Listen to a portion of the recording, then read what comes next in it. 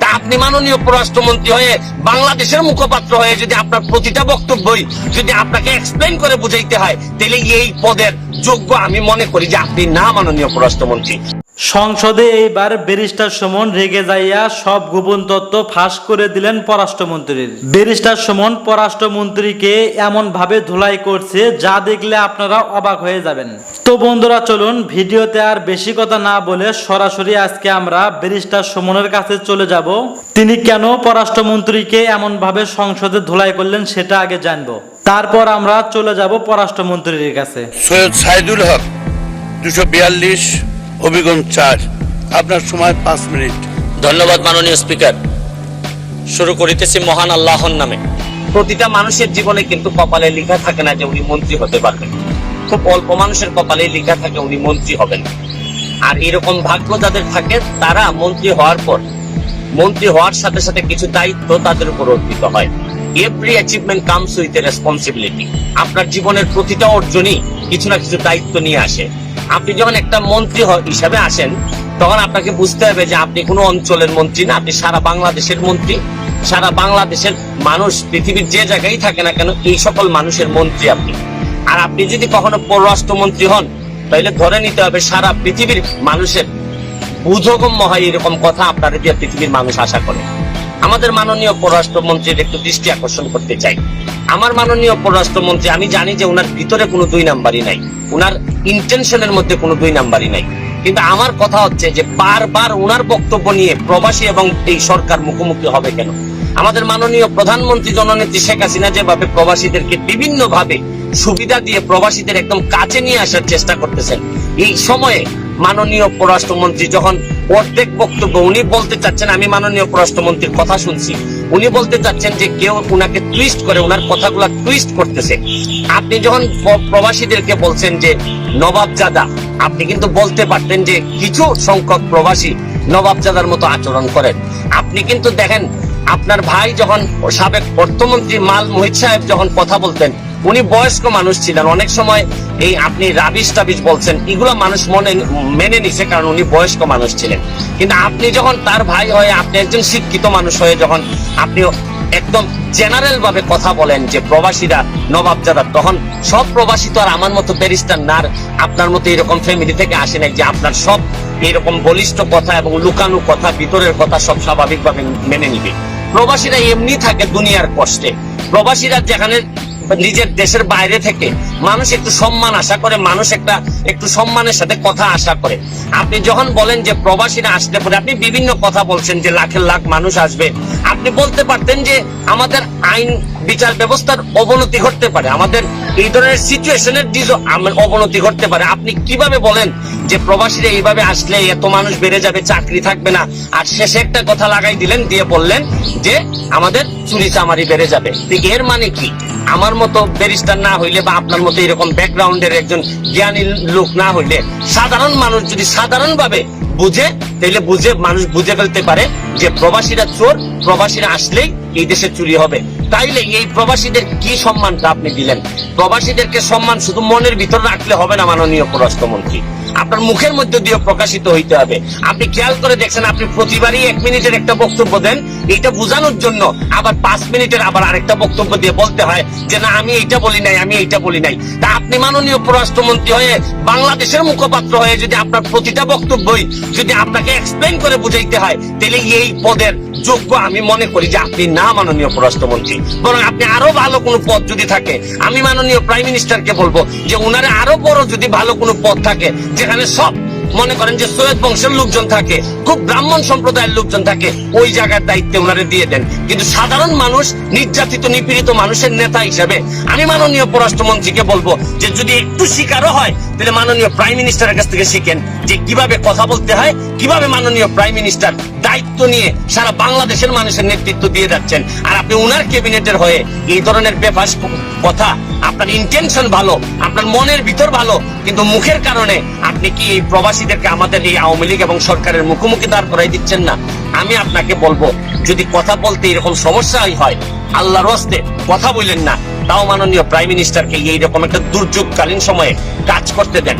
কাজ যদি নাও পারেন, বাধা দিয়েন না, এই সরকারের এত বড় ক্ষতি করেন না, বহুত কষ্ট করে এই সরকার হাঁটি হাঁটি পা পা করে আগাচ্ছে। আবারও সবার জন্য শুভকামনা চেয়ে আমি আমার নিজের জন্য দোয়া চেয়ে যে আল্লাহ যেন কখনো এরকম পরিস্থিতির মুখোমুখি হইতে না হয় যে আমার এক বক্তব্যের জন্য আবার আমি বসে এক্সপ্লেন করতে না। বাংলাদেশে ব্যারিস্টার সুমনই একমাত্র ব্যক্তি যে কিনা নিঃসন্দেহে সত্য কথা বলে সংসদে স্টেজ বরাবর ব্যারিস্টার সুমনের কথাগুলো আপনাদের কাছে কেমন লাগছে অবশ্যই কমেন্ট বক্সে কমেন্ট করে জানিয়ে দিন।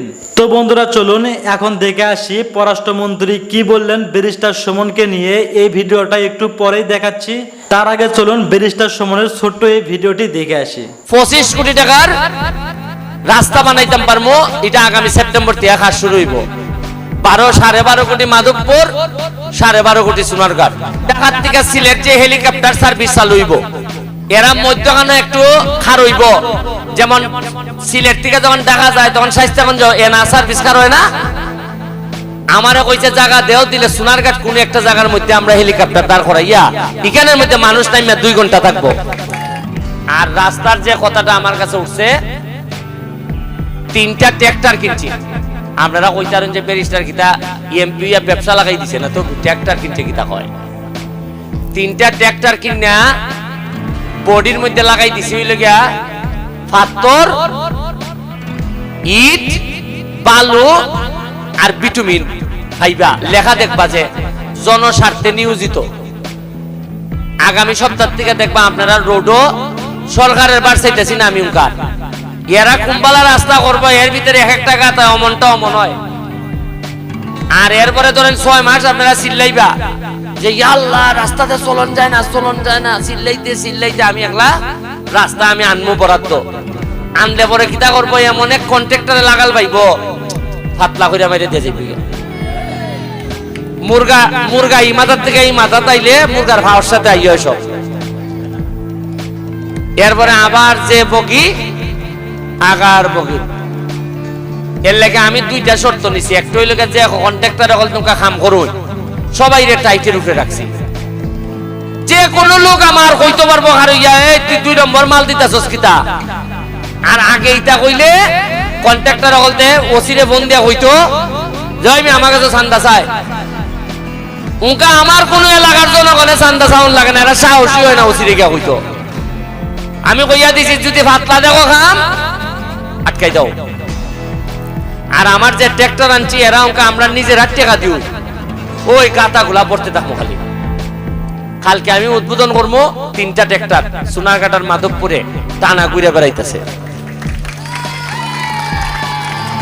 আরো আছে গতকালকে আলাপ হইছে ঢাকার থেকে সিলেট যে হেলিকপ্টার সার্ভিস চালু হইব। কি সার্ভিস? এরা মধ্যখানে একটু খার হইব। যেমন সিলেট থেকে যখন ঢাকা যায় তখন স্বাস্থ্যগঞ্জ এনা সার্ভিস খার হয় না, আমারও কইছে জায়গা দেও দিলে সোনারঘাট কোন একটা জায়গার মধ্যে আমরা হেলিকপ্টার দাঁড় করাইয়া এখানের মধ্যে মানুষ নাইমা 2 ঘন্টা থাকবো।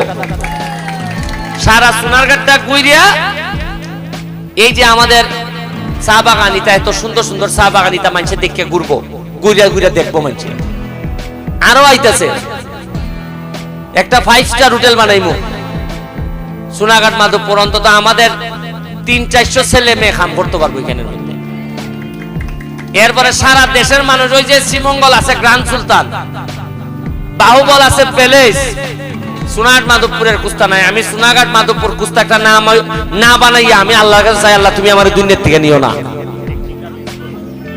এরপরে গত বর্ষদিন পাইছেন কিনা আমি ফেসবুকে দিছি একটা টেকনিক্যাল স্কুল এন্ড কলেজ, এটা সোনারঘাট হইতাছে। এটা অলরেডি কাজ হয়ে গেছে, মাধবপুর হওয়া শেষ, সোনারঘাট আইতাছে। 25 কোটি টাকার রাস্তা বানাইতাম পারবো, এটা আগামী সেপ্টেম্বর থেকে কাজ শুরু হইব। 12.5 কোটি মাধবপুর, 12.5 কোটি সোনারঘাট।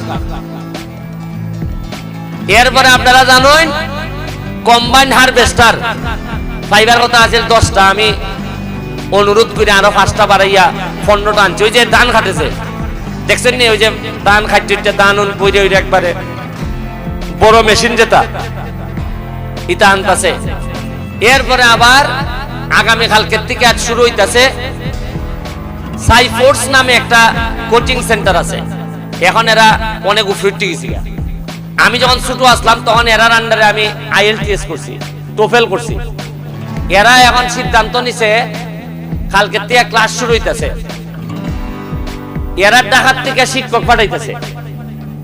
এরা চ্যালেঞ্জ করছে আমার সাথে যে এমন ভাবে আমি তোমার এলাকার মাধবপুর এবং সোনারঘাটের শিক্ষকদেরকে আমি এমন ভাবে ইংলিশ পড়াইবো যাতে সোনারঘাট মাধবপুরের কোনো ছাত্র ইংলিশে ফেল না করে। আমরা দেখা যায় মাস্টার্স পড়ে দুই কথা ইংলিশ কইতে পারে না, বাঙ্গালায় বলতা। এর বিদেশ পাঠাও, এয়ারপোর্টে যদি জিগায় নাম কিতা, এ কয় এর বাপের নাম।